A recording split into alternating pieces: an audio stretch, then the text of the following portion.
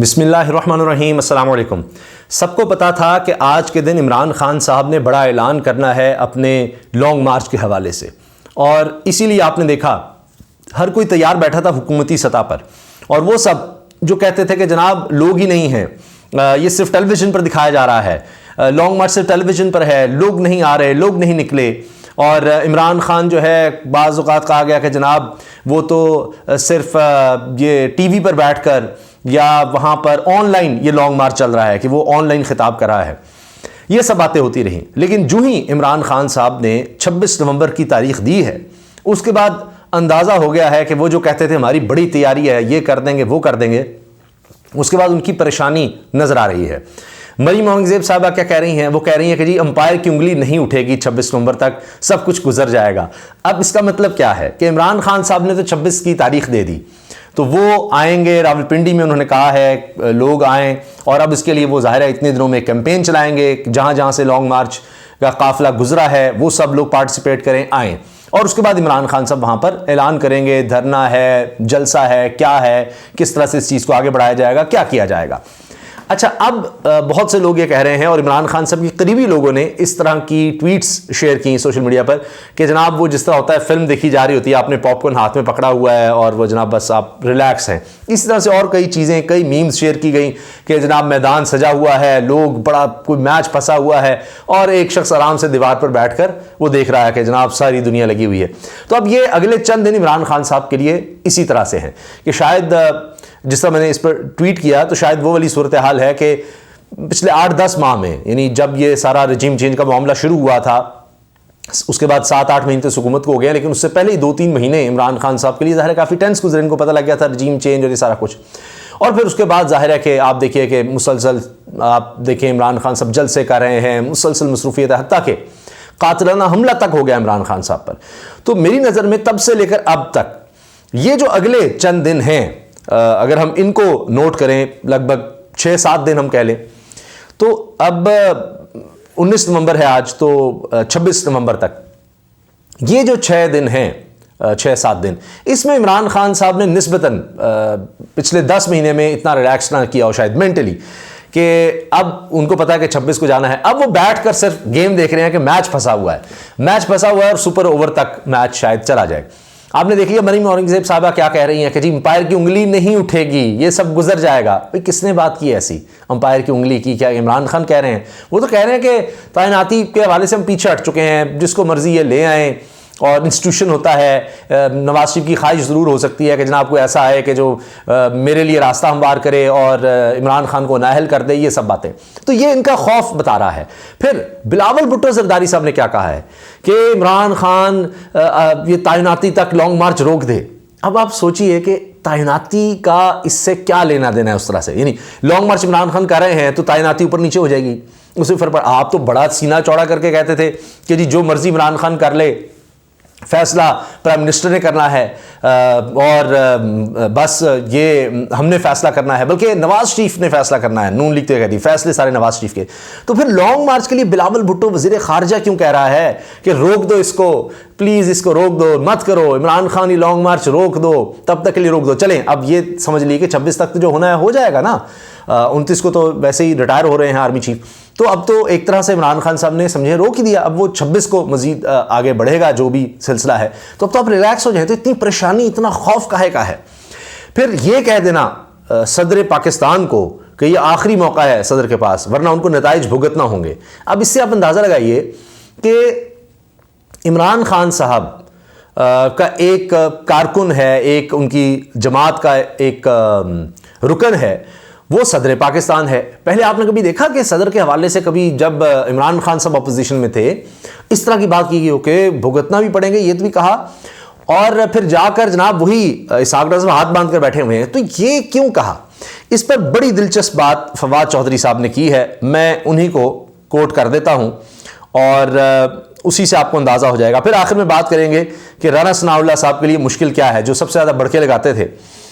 फवाद चौधरी साहब ने कहा है कि इस बात पर कि जी बिलावल भुट्टो ने कहा सदर आरिफ अलवी के लिए आखिरी मौका है, आर्मी चीफ की तैनाती में गड़बड़ करने की कोशिश की तो भुगतना पड़ेगा। अब सदर पाकिस्तान तो कह चुके हैं कि जनाब जो भी कहा जाएगा, कोई सदर के पास इख्तियार नहीं है, जो समरी आएगी वज़ीर आज़म की तरफ से उसको मंजूर कर लिया जाएगा। तो ये सदर क्यों कहा जा रहा है? तो इस पर फवाद साहब ने कहा है जी, रोंदी यारा नू ले ले ना भरावा दे। तो अब इसका मतलब यह पंजाबी का एक तरह से वो समझा रहे हैं इस मुहावरे का मतलब, जिनसे झगड़ा है इनको सुनाने के लिए सदर को धमकियां देना कहाँ की बहादुरी है। लगता है ईंट से ईंट बजाने के बाद काफ़ी सीखा है। ये बिलावल साहब को फवाद हुसैन साहब जवाब दे रहे हैं। इसी से आप समझ रहे हैं कि वो बिलावल साहब कहाँ इशारा कर रहे हैं। तो गड़बड़ वहाँ पर है। और इमरान खान साहब का भी लॉन्ग मार्च जो है अब तो 26 को जब आना है, उससे पहले हालात क्या हैं। सुनो टीवी ने बाकायदा एक पूरी रिपोर्ट चलाई है और उस रिपोर्ट में सब कुछ बताया गया है कि जनाब जो पुलिस वाले दूसरे सूबों से आए हैं वो चीखों पुकार कर रहे हैं कि हमें दाल के नाम पर पानी दिया जाता है, ठंडी शदीद रोटी नान वो खाने के काबिल नहीं होते, वो वीडियोस बना बना कर दिखा रहे हैं। फिर वो कहते हैं जनाब चावल बड़े बुरे होते हैं, चाय के नाम पर हमें ठंडा एक मशरूब दे दिया जाता है, वो चाय होती है। अब ये इसके बावजूद है कि चंद दिन पहले तक तो 52 करोड़ का खर्चा आ चुका था खाने पर ही। तो अब ये क्या हो क्या रहा है कि जिसके साथ ठेका दिया हुआ है वो बीच में से कह रहा है कि पुलिस वाले हैं दूर से आए, किसी ने क्या पूछना है, यानी जितना ज़्यादा हो सकता है कमाओ।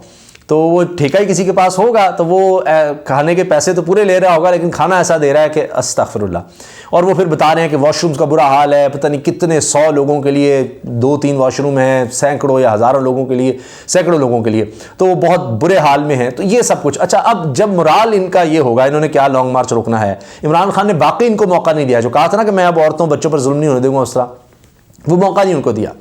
और फिर अब इनका हाल ये है कि लोग क्रिटिसाइज़ करें 1 अरब रुपया आपने लगा दिया कंटेनर्स पर, करोड़ों रुपया सिर्फ खुराक पर लगा दिया, अब मिर्चें इकट्ठी की जा रही हैं, पता नहीं क्या क्या, वो इस तरह से ड्रोन और ये सारा इकट्ठा किए रखे। इमरान खान साहब ने कहा है अब वो बैठकर मैच एंजॉय कर रहे हैं जो फंसा हुआ है।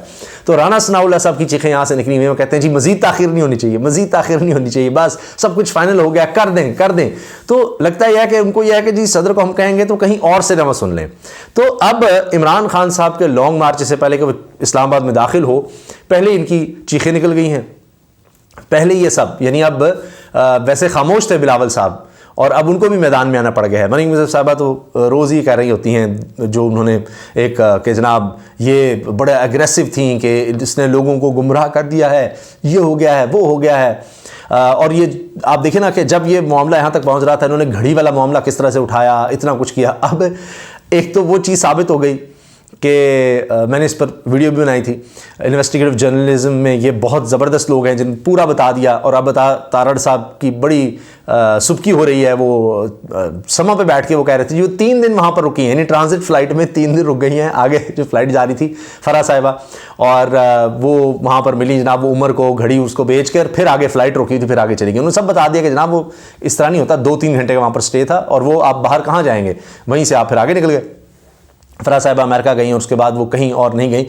तो खैर वो सारा भी जो प्रोपेगेंडा सारा कुछ उठाया गया वो सारा भी मलिया मेट हो गया। और ना सिर्फ ये हुआ बल्कि अब लोग ये कह रहे हैं कि चले इमरान खान के बारे में आपने घड़ी का कह दिया, जो करोड़ों की गाड़ियाँ चंद लाख में ली गई, जो लाखों के कारपेट 500-500 रुपये में या 50 रुपये में, इस तरह से जो चीज़ें ली गई हैं मियाँ नवाज शरीफ साहब के दौर में, कहीं मरियम साहबा लेती रही हैं गिफ्ट्स। आप सोचिए ना कि वज़ीर आज़म की बेटी है वो गिफ्ट लेके जा रही है और फिर क्या उन्होंने बेचे, वो सारा कुछ सामने ले आए ना, दूध का दूध पानी का पानी हो जाए। इमरान खान का भी ले आए, सबका ले आए।